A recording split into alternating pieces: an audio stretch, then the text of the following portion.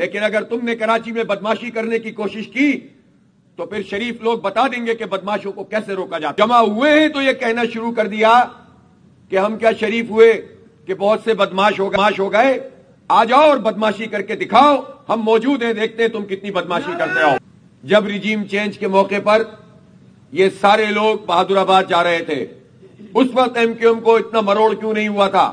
اور یہ تو پوری تاریخ ہے کراچی بیچنے کی، یہ تو پوری تاریخ ہے کراچی کے عوام اور بالخصوص مہاجر عوام کو بیچنے کی۔ ہم اے پولیٹیکل رہیں گے، اس کو سبوتاش کر رہے ہیں اور اپنی مرضی کی جوڑ توڑ کر رہے ہیں۔ اب تمہارا یہ کوئی منجن نہیں چلے گا۔ تم کراچی کی بات کرتے ہو، کراچی کے لوگ تمہیں مسترد کر رہے ہیں اور تم خوف زدہ ہو۔ تم 3 مل جاؤ یا 10 مل جاؤ، کوئی فرق نہیں پڑتا۔ یہ کل جو نوٹیفیکیشن کے بارے میں کہا کہ ہم نے واپس لے لیا ہے اور الیکشن اب نہیں ہونا چاہیے، میں یہ پوچھنا چاہتا ہوں کہ چوتھی مرتبہ الیکشن کے اعلان اور اس کے 2 دن پہلے جو یہ کارروائی ڈالی گئی ہے ایم کیو ایم کے کہنے پر، تو یہ مارچ میں نوٹیفیکیشن واپس کیوں نہیں لیا تھا؟ جب رجیم چینج کے موقع پر یہ سارے لوگ بہادر آباد جا رہے تھے، اس وقت ایم کیو ایم کو اتنا مروڑ کیوں نہیں ہوا تھا؟ اس وقت ایم کیو ایم نے کراچی کا حق کیوں نہیں حاصل کیا تھا؟ اور یہ تو پوری تاریخ ہے کراچی بیچنے کی، یہ تو پوری تاریخ ہے کراچی کے عوام اور بالخصوص مہاجر عوام کو بیچنے کی، جس کا مینڈیٹ لے کر ایم کیو ایم ہمیشہ پیپلز پارٹی سے سودے بازی کرتی رہی ہے۔ میں پوچھنا چاہتا ہوں کہ یہ مروڑ 2013 میں کہاں تھا؟ 2008 سے 2016 تک اقتدار میں رہے، بلکہ 17 تک رہے۔ پیپلز پارٹی کے ساتھ 5 سال صوبائی اور وفاقی حکومت، اور اس کے بعد بھی 2-3 سال تک صوبے میں موجود رہے۔ اسی دوران 2013 کا آرڈیننس آیا جس کے تحت ہمارے سارے اختیارات چھینے گئے۔ اسی آرڈیننس کی میں اور اس وقت کی حلقہ بندیاں بھی پراپر نہیں تھیں، لیکن ایم کیو ایم نے الیکشن بھی لڑا، اتحاد بھی برقرار رکھا، وزارتوں کے مزے بھی لوٹے، اور کراچی کے ایک ایک محکمے پر سندھ حکومت نے قبضہ کر لیا، بلدیاتی اداروں کو محروم کیا، اور ایم کیو ایم ان کی سہولت کار بنی رہی۔ پھر اس کے بعد ابھی بھی یہی سارا عمل جاری ہے، اور پھر اس کے بعد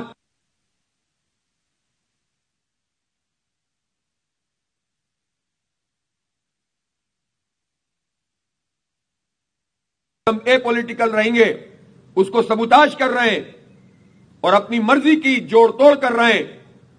ان کی آشیرواد کے ساتھ یہ جو اکٹھ ہوا ہے، اس میں آپ ان کی لینگویج تو سنیں۔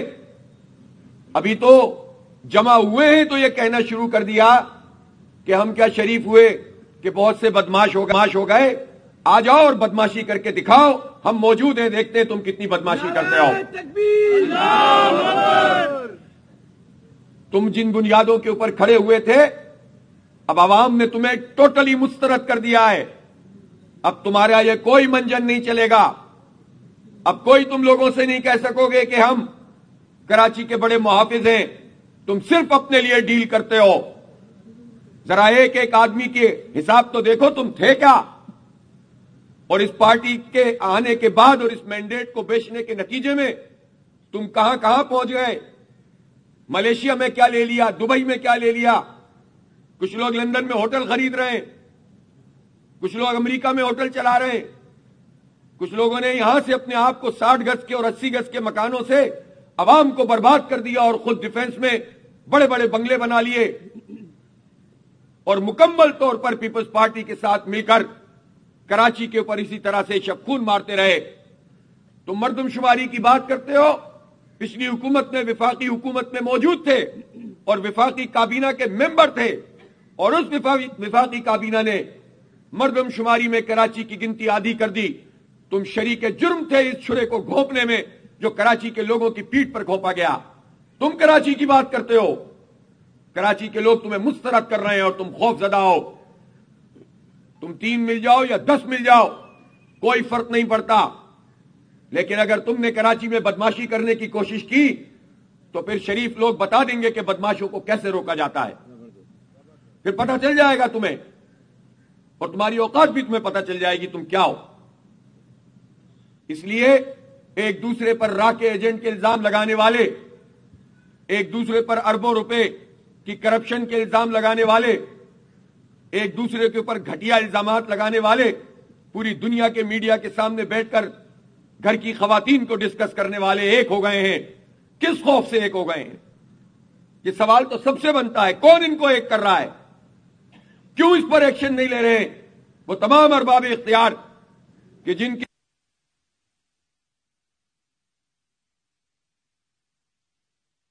یہ 10,000 بھی ایک ہو جائیں تو کوئی فرق نہیں پڑتا۔ اول تو 10,000 کیا، سارے مل کر جان لگا دی، ساری آشیرواد حاصل ہو گئی اور الیکشن کمیشن پر 500 بندے نہیں جمع کر سکے، تو یہ تو آپ کی حیثیت ہے اور آپ کہتے ہو کہ ہم احتجاج کریں گے اور الیکشن کو جو ہے کینسل۔ یہ سب ملی بھگت تھی پیپلز پارٹی کے ساتھ۔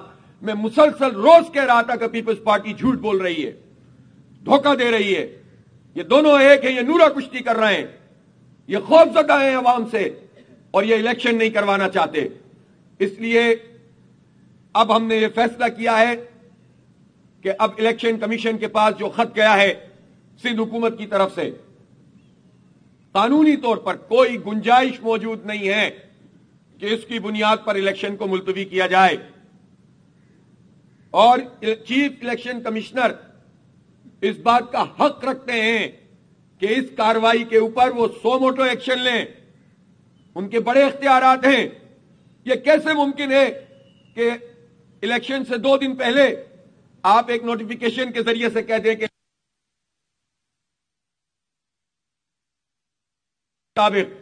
جب الیکشن کی اناؤنسمنٹ ہو جائے تو پھر حلقہ بندیوں کو تبدیل نہیں کیا جا سکتا۔ یہ بات تو خود الیکشن کمیشن کہہ چکا ہے، 3 مرتبہ ہائی کورٹ نے فیصلہ دے دیا، 1 مرتبہ سپریم کورٹ نے فیصلہ دے دیا، الیکشن کمیشن نے خود فیصلہ دے دیا۔ لہذا ہمارا مطالبہ یہ ہے کہ الیکشن کمیشن ان کے خط کو واپس پھینکے، ان سے ان کے کارروائی کرے کہ آپ کو یہ جرت کیسے ہوئی کہ آپ نے اس فیصلے کے الرغم جو ہم نے کیا ہوا ہے، آپ نے ہمیں اپنا فیصلہ سنایا ہے اور خط ہمیں لکھا ہے، اس کو مسترد کرنا چاہیے۔ ہمارے کارکنوں میں، کراچی کے عوام میں غم و غصہ ہے، ایک لہر تھی اور ہے اس وقت بھی کہ لوگ یہ چاہتے ہیں کہ شہر کے حالات بدلیں۔ یہ جماعت اسلامی کا نقصان نہیں ہو رہا، یہ کراچی کے عوام کا نقصان ہو رہا ہے۔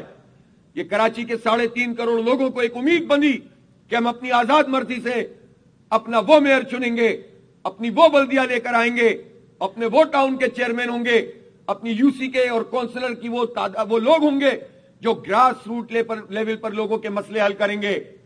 لوگ اسٹریٹ کرمنل کا شکار ہیں، تعلیم نہیں ہے، روزگار نہیں ہے، سڑکیں بن رہی ہیں تو کرپشن ہو رہا ہے، اتنی بڑی پیمانے پر کرپشن ہے کہ الامان والا فیس، اور اس کرپشن کے مال میں حصے داری کے لیے یہ لوگ جو ہے اپنے ریٹ لگواتے ہیں اور فیسیلیٹیٹر بنتے ہیں وڈیروں اور جاگیرداروں کے۔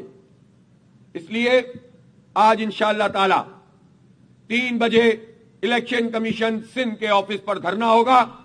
میں ایک شہر کے عوام سے کہتا ہوں کہ بڑی تعداد میں شریک ہوں، کارکنان لوگوں کو موبیلائز کریں۔ ہم اس حد سے دستبردار نہیں ہو سکتے۔ ہم تو نہیں کہہ رہے کہ ہمیں چور دروازے سے ایڈمنسٹریٹر بنا دو، بعض لوگ تو لائن میں لگے ہوئے ہیں، عوام کو فیس کر نہیں سکتے، چور دروازے سے ایڈمنسٹریٹر بننا چاہتے ہو تو آپ سوچو کیا حال ہے تمہارا۔ زبردستی رابطہ کمیٹی کے لوگوں کو ایڈمنسٹریٹر بنوایا، یہ تمہارا مینڈیٹ ہے، یہ تمہاری اوقات رہ گئی ہے اب عوام میں، اور تمہیں زبردستی ہوا بھر بھر کے بڑھانے کی کوشش کر رہے ہیں، سب ناکام ہوں گے، ساری سازشیں انشاءاللہ ناکام ہوں گی۔ تو الیکشن کمیشن کے آفس میں 3 بجے انشاءاللہ دھرنا ہوگا، تمام لوگ وہاں پر پہنچیں، وہیں پر ہم آئندہ کل لائحہ عمل کا اعلان کریں گے۔ میں الیکشن کمیشن کو وارن کرتا ہوں کہ الیکشن کو ڈیلے نہیں ہونا چاہیے، فیصلہ ان کے ہاتھ میں ہے، اگر انہوں نے یہ کام کیا تو قانونی جنگ تو لڑیں گے، یہ پھر جدوجہد سڑکوں کے اوپر ہوگی، پھر کراچی کے مختلف حصوں میں ہم بیٹھ بھی سکتے ہیں، ہمارے دھرنے طویل بھی ہو سکتے ہیں، پھر ہم سے حکومت آ کر یہ بات نہ کرے کہ ہٹ جائیں اور ہم آپ کی یہ بات مان لیں گے۔ جب تک آپ الیکشن کا اعلان نہیں کریں گے کہ یہ وقت پر ہو رہے ہیں، ہم اپنا احتجاج جو ہے وہ بڑھائیں گے آگے۔ اس لیے ہمیں یہ مت سمجھیں کہ بس آپ جو فیصلے کرتے چلے جائیں، غیر قانونی، غیر آئینی، کراچی دشمن، عوام دشمن، اس کو قبول کیا جائے گا، کیسے قبول کر سکتے ہیں؟ اور میں کارکنوں سے کہتا ہوں، بعض اوقات یہ لوگ چالیں چل کے उस जगह पर लाकर रखना चाहते हैं कि जिसमें ये कहें कि भाई अब तो बिल्कुल वक्त ही नहीं बचा, जैसा इस्लामाबाद में इन्होंने किया। कारकुनान तैयार रहें, 1 घंटे पहले भी इलेक्शन बहाल हो तो 1 घंटा पहले भी आप तैयार होकर पोलिंग स्टेशनों पर बैठे और अवाम को निकालें। कराची के अवाम तैयार रहें, हम उनकी जंग लड़ रहे हैं, उनके बच्चों के मुस्तकबिल की जंग लड़ रहे हैं। इलेक्शन तो अभी आया है, हम तो बरसों से जिद्दोजहद कर रहे हैं। हमें माफियाज का मुकाबला करने वाले ये सारे सौदेबाज हैं जो के इलेक्ट्रिक माफिया के साथ जुड़ जाते हैं, जो मुख्तलिफ किस्म के लोगों के साथ, माफियाज के साथ मिलकर अवाम का इस्तेहसाल करते हैं। ये सारी पार्टियां एक तरफ हो जाती हैं। इसलिए हम दस्तबरदार नहीं हो सकते।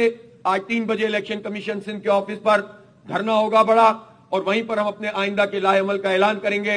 हम एक मरतबा फिर मुतालबा कर रहे हैं कि इलेक्शन कमीशन सिंध हुकूमत की तरफ से भेजे गए उस खत को वापस करे, सोमोटो एक्शन ले, इनके खिलाफ कार्रवाई करें, और इस पूरे अरसे में अपना इलेक्शन कमीशन के अमले को काम जारी रखना चाहिए। ये ना हो कि बाद में कहें कि साहब हमारे पास तो लोग ही नहीं है। इलेक्शन कमीशन पाबंद करे कि जब तक के ये चीज वापस नहीं हो रही, एक लम्हा भी जाया नहीं किया जाएगा।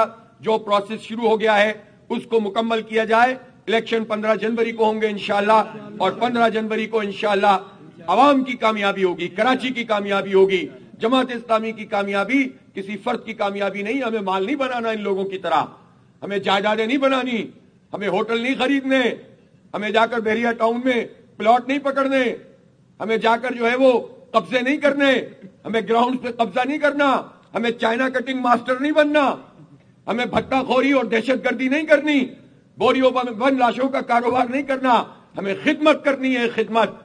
हमें अवाम के साथ रहना है, हमें अपने मुस्तकबिल को आगे बढ़ाना है, इस शहर को उसकी शिनाख्त दिलानी है, इस शहर को जिन लोगों ने मस्त किया है उनसे इसको छुड़ाना है। इसलिए उसकी तैयारी भी करें, और 3 बजे इंशाअल्लाह इलेक्शन कमीशन सिंध के ऑफिस पे मुलाकात होगी। बहुत शुक्रिया।